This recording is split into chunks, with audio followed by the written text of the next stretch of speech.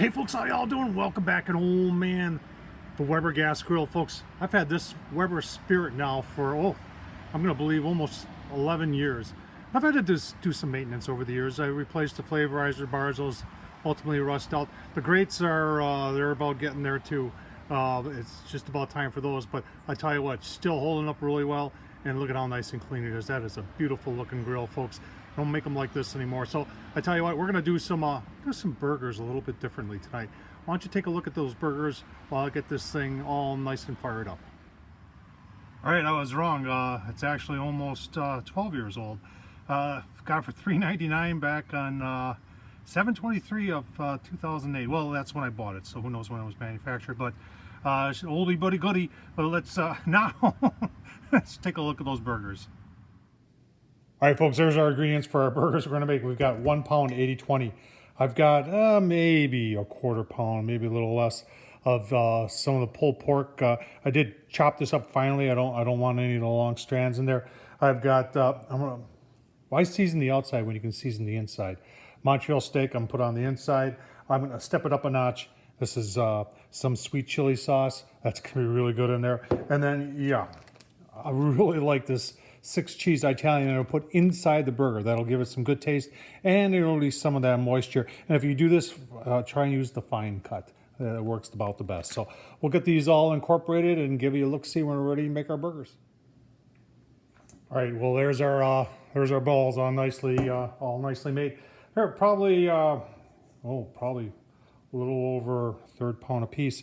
Now to make them, I got a little oil on the tray there. I just take a plate and I just turn it upside down and I just press down. Take it up and there you go. Perfectly formed burger. And that way, by using the plate, I know that they're going to be the same thickness. And by having them the same thickness, then they should all cook pretty consistently. So once again, just taking the plate, going down to about till it hits, and there you go. Just like that. Spray a little oil on the other side. I don't need to do any real seasoning because remember we put the seasoning on the inside. But if you wanted to add a little, you could add a little right here. All right, I got one more to do. Form this one up a little bit better. And then, tell you what, let's get them on that nice hot grill. All right, it's been about 2 minutes. Things are running nice and hot in there. Take a look at our burgers. Oh yeah, nice.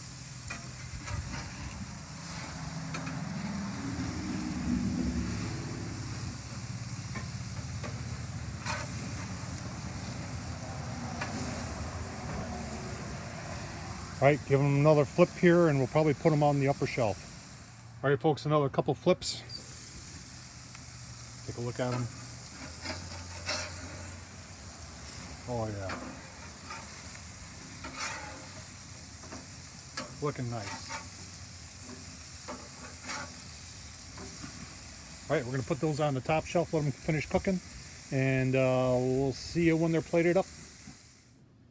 Oh man, baby, there's our burgers. Nicely toasted buns. You can see that I got a nice little char on there. Take a look at the inside. Look at the juice oozing out of there. That is just delicious, folks. I can't wait to tear into this.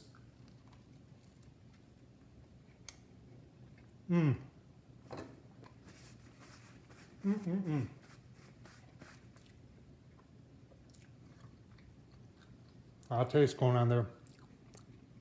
That pulled pork. Get all that seasoning in there. The cheese. I'll tell you what, it's awesome. Folks, Tom Horseman at YouTube. Hope you enjoyed this. Leave a comment, thumbs up. Don't forget to subscribe. And as always, appreciate you watching. Thank you.